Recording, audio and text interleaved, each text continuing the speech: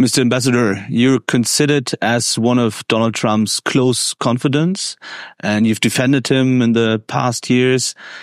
And now there's a discussion ongoing if you would become the next Secretary of State. Oh, Paul, come on.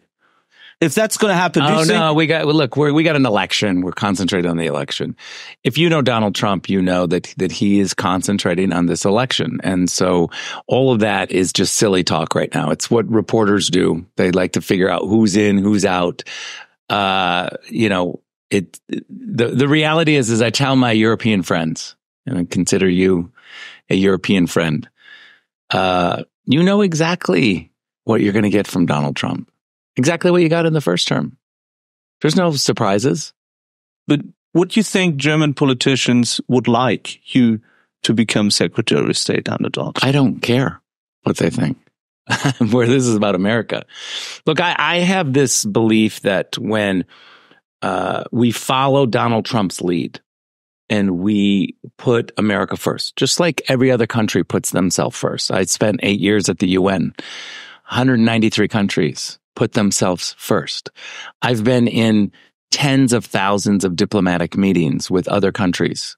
There's never been a meeting that I've been in where the other country doesn't ask us to do something. We have to put ourselves first. We have a $35 trillion national debt, Paul. Think about that. Germans get a budget surplus every year. We have a $35 trillion national debt. We'd like airports like Munich Airport. We would love to have an opera house on every corner. We would love to have the infrastructure that Germany has. We are spending too much money. And so from our perspective, when we put America first, we're a rules-based country. We don't go in and conquer. We don't take your oil. When America puts itself first, the rule of law follows, democracy follows, capitalism follows. It benefits the world when we put ourselves first. Olaf Scholz said in 2019 he had been moved to tears by J.D. Vance's best-selling book. And in an interview exactly 1 year ago, the Chancellor said and described it as a tragedy that Vance seems to have turned from a self-declared conservative opponent of Donald Trump to a fiery supporter of this right-wing populist in order to gain his support. So Scholz is calling Trump the right-wing populist. What do you make out of that? Well, I would say that J.D. Vance and me, who we're friends, we are right. We are a populist, and I don't take offense to that because the opposite of that is a left-wing elitist. Do you think Scholz is a left-wing elitist? I do. I think that what has happened is that a lot of parties in Germany have been overtaken by a few people who like the system and they want to keep the system, but it doesn't benefit the people. I mean, look at the German economy right now. I like Olaf Scholz. I actually really enjoyed my limited time with him. I thought he was very smart. But, politicians do politician things and they do doublespeak and they say things like, I love the book. And then, suddenly the author of the book is a Republican. They're like, I don't like that. And that's silly. We all see that. We all see the double standard of that. He thinks he's getting away with it, but he's not. Ricarda Lang, the head of the Green Party, just commented on Vance's nomination and said it's worrying for Europe. Europe has a war going on. He didn't have a war when Donald Trump was president. So, what do you make out of it that German politicians think? Look, Paul, you and I know that when I was in Germany, I was defending Donald Trump's policy. The German government, I wouldn't say the German people. I want to bifurcate the German government from the people. The German government was really harsh against America's policy on Nord Stream 2. The German government was incredibly terrible towards Donald Trump's policies on the 2% NATO instruction. The German government hated and moved around the Donald Trump policy on Iran to sanction that country. Now, I could argue that Nord Stream 2 was one of the reasons why we have the war in Ukraine. The German government didn't listen to Donald Trump. I'd like an apology on that, because you all have a war in Europe because of the weakness of Joe Biden and Chancellor Merkel, who lobbied to drop the sanctions that Trump had. Remember all those nasty headlines? You should play some of those. Attacking us for wanting sanctions on Nord Stream 2. All the nasty headlines on the 2% push. All of the nasty headlines on telling German companies to don't do business with Iran. When you squeeze Iran and they don't have money to support Hezbollah and Hamas and to start a war in Israel. So I could go back and say, if the German government had followed the 2%, the Nord Stream 2, and the Iran policies of Donald Trump, I don't believe we would have two major wars. I don't hear them apologizing, but I do hear them changing their position quietly. They now agree with Donald Trump, but they won't say we were wrong. What would be your advice to the chancellor, to the ministers in Germany now? Because we have a discussion in Germany ongoing what to do now that the possibility, is pretty high that Donald Trump could become president. What's should these politicians do? Experts say it makes sense and is a great advantage to talk to Trump again and again, or even to play golf with him. What advice would you give them? Look, I think it's pretty simple. I don't think it's complicated. I think governments that take care of its people, that listen to the people, are the ones that really do well. So I don't think that the German government should do anything but listen to its people. Let the people be more in charge. Listen to what they want. They like Americans, want the government to put themselves first and to take care of Germany first. But how to talk to Donald Trump? Should Olaf Scholz learn golf? No, I don't. I mean, I think Donald Trump is a pretty simple guy. He's fantastic at the back and forth of talking about. So just present your ideas and you can talk to him and there's a deal to be made. Should Scholz call him now? Of course. I mean, look, Joe Biden hasn't spoken to Vladimir Putin in 3 years.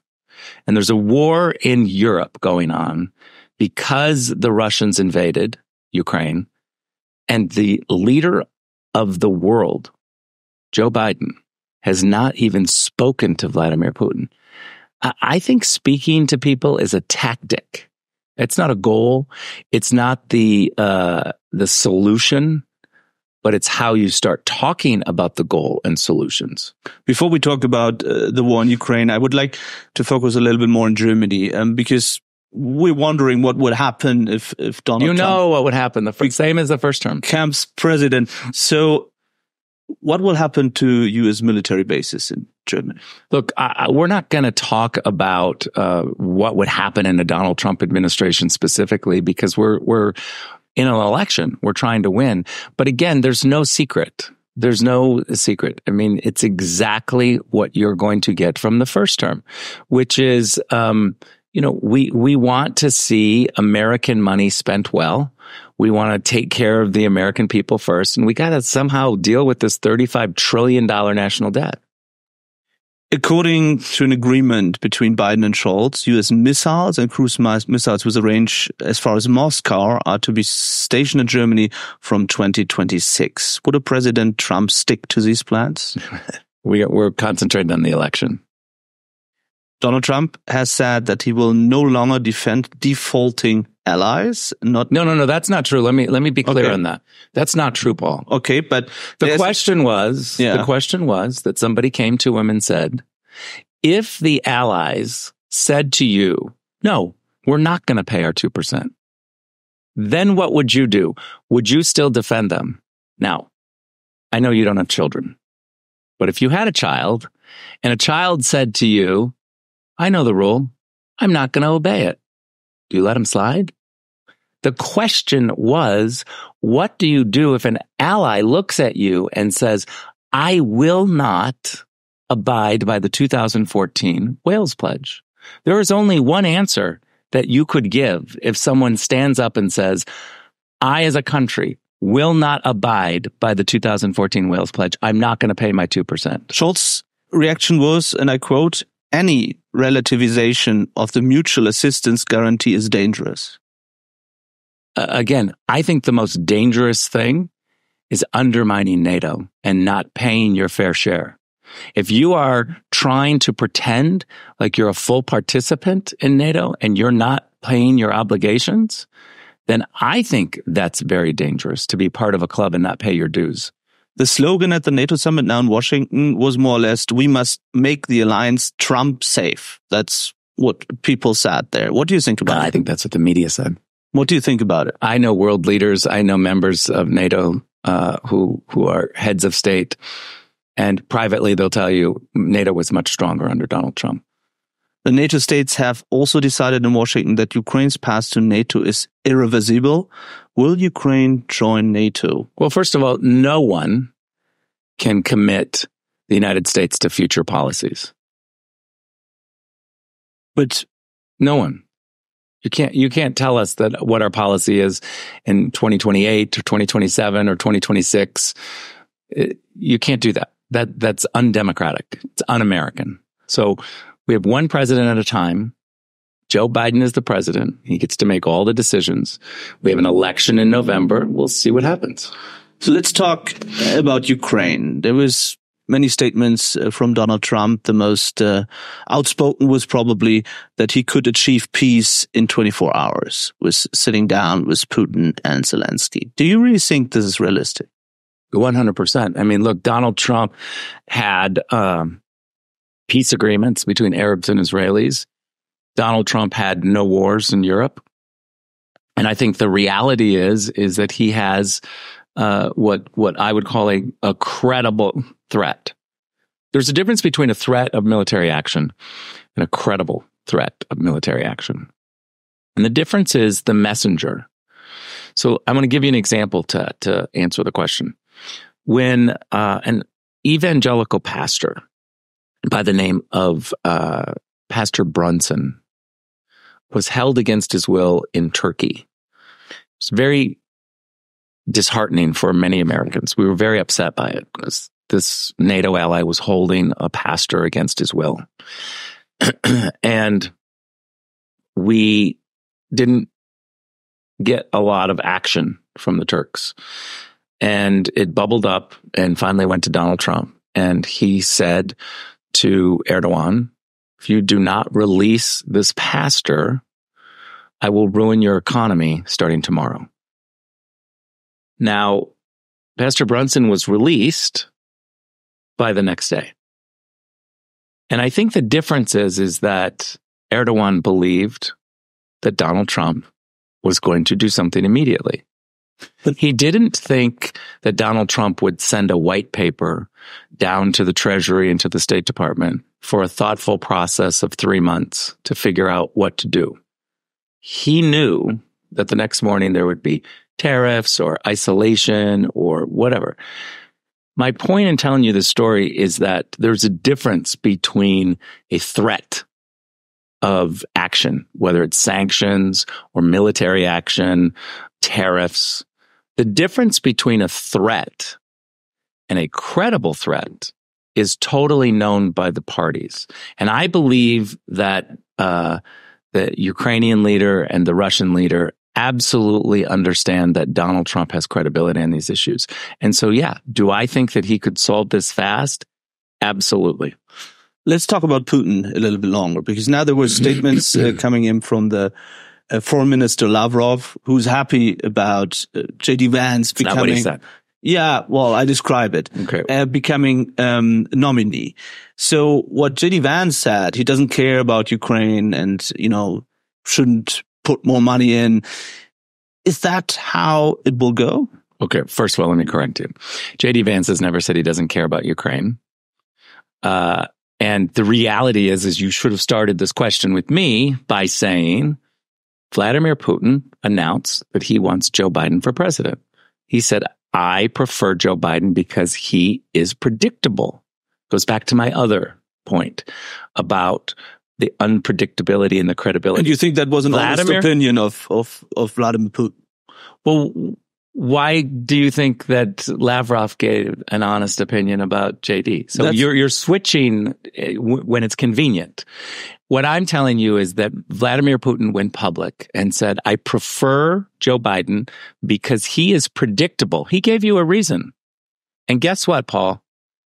Vladimir Putin is right that Joe Biden is predictable. There is no unpredictability. So I think it's really important for the Europeans to understand this, because the media are going to cloud this issue.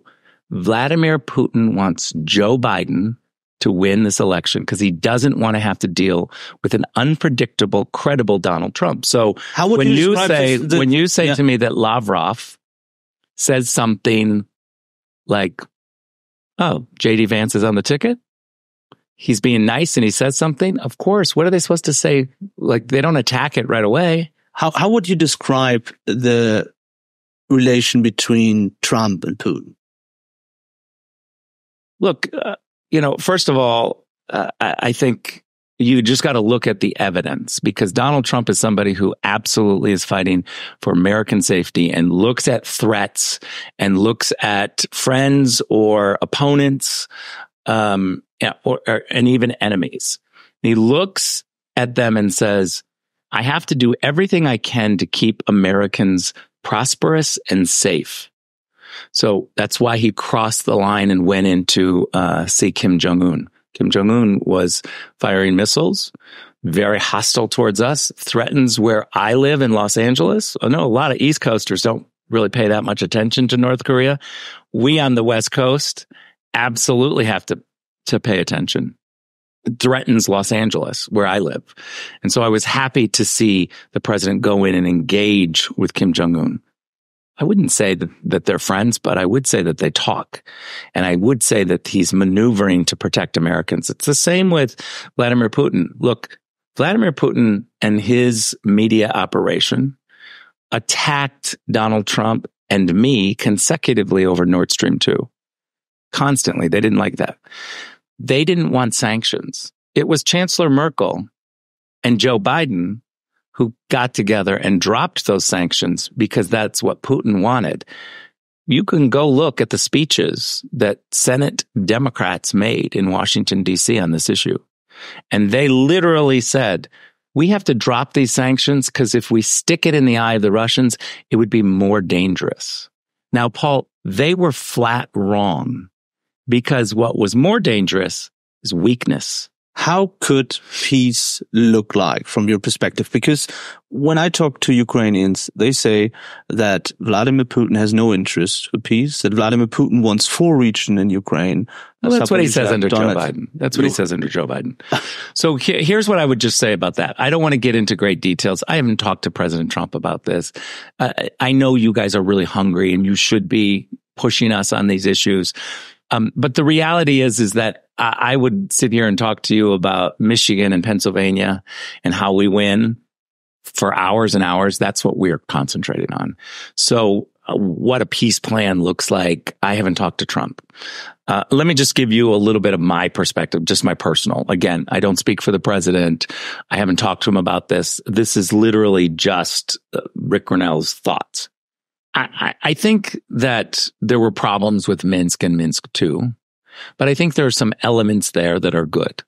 I think autonomous regions sound pretty good. I think territorial integrity is a must. And yet, there's a whole bunch of other elements that we have to worry about. The Russians signed Minsk. I don't know if they ever really wanted to implement it. But one lesson that I learned from the Kosovo-Serbia negotiations is that the person who does the negotiations, who looks at both sides and tries to pull in both sides to say, need you to move this way and I need you to move this way, the person who does that knows the vulnerabilities and knows where they didn't quite want to go, but forged an agreement. And so the most important part, when you finally get two sides to come together to agree on something, the most important thing is the follow-up and holding them to account. the person that needs to do that are the ones who negotiated, because they know where the weaknesses are and where they slightly moved and they didn't want to move, but they did. You have to be able to use the carrots and the sticks in that instance. Remind them why they signed. We know you don't love moving this way. We know you don't love making this concession, but it's really important to do so. And I would say that the failures of Minsk, where we didn't have any follow-up, once that was signed, a whole bunch of people celebrated and moved on. Well, there were follow-ups and even meetings with Zelensky and Putin, and not with credible people. Merkel and not with Macron. Credible people. Well, I would say the two are credible. But let me ask you. There would be different under a Trump administration. There would be absolute holding people to their commitments. Talking about what would happen if Donald Trump becomes president, also in regard of Ukraine, do you expect Germany, Europe to pay more for Ukraine than they're doing now? Sure, of course. It's a war in Europe. That means? It's in your backyard. If there was a war in Mexico, we would be doing the majority of the work, if not all of the work. And we certainly wouldn't ask the Germans to help us if there was a war in Mexico. So I would put it this way. Are the Germans helping us with our border war? Are they sending us money because we have this problem at the border? Shared values, NATO, we're having an invasion on our border. But I don't hear a lot of talk about that. And look, I'm half joking. I'm half joking. I'm not suggesting that. Let's not have a headline that says Rick is asking the Germans for money for the border. But my point is when we talk about shared responsibility, it goes two ways. So does it mean the U.S. won't pay anything anymore to Ukraine, or less? That's a decision for Donald Trump and Donald Trump alone. We're concentrating on Michigan, Pennsylvania, Wisconsin, and we got to win.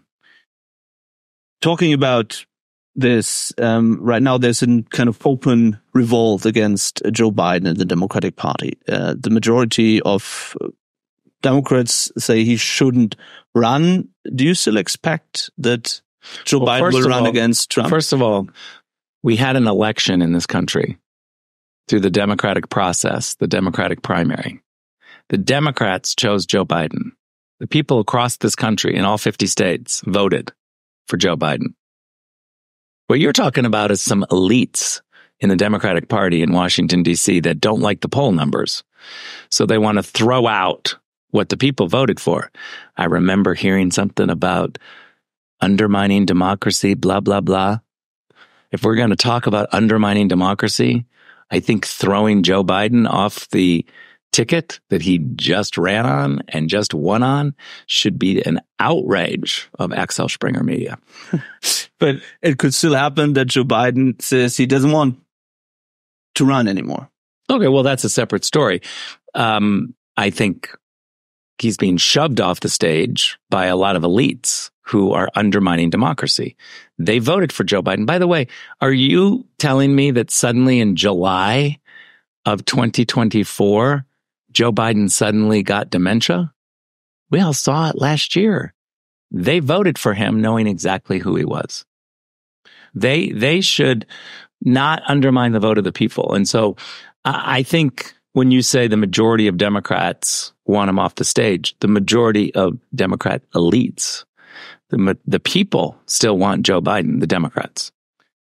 I asked you at the beginning what Olaf Scholz should do. What I asked you at the beginning what Olaf Scholz should do now with Donald Trump.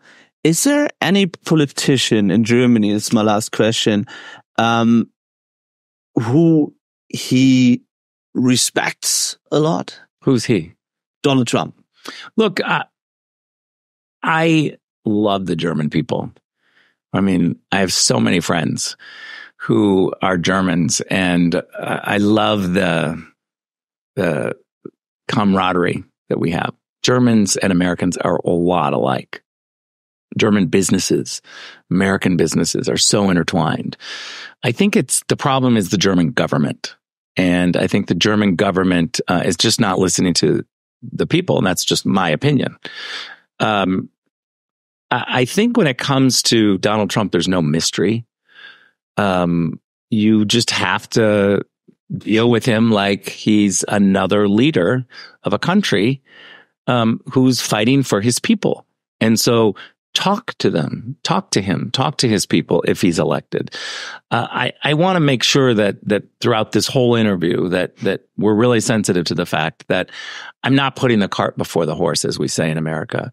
We're concentrating on the election. I have no idea what's going to happen in November. I certainly hope that Donald Trump wins. We're fighting hard, but the ideas of what's going to happen in a second term, I want in no way to make it seem like I think it's a done deal. But is there one politician he respects the most?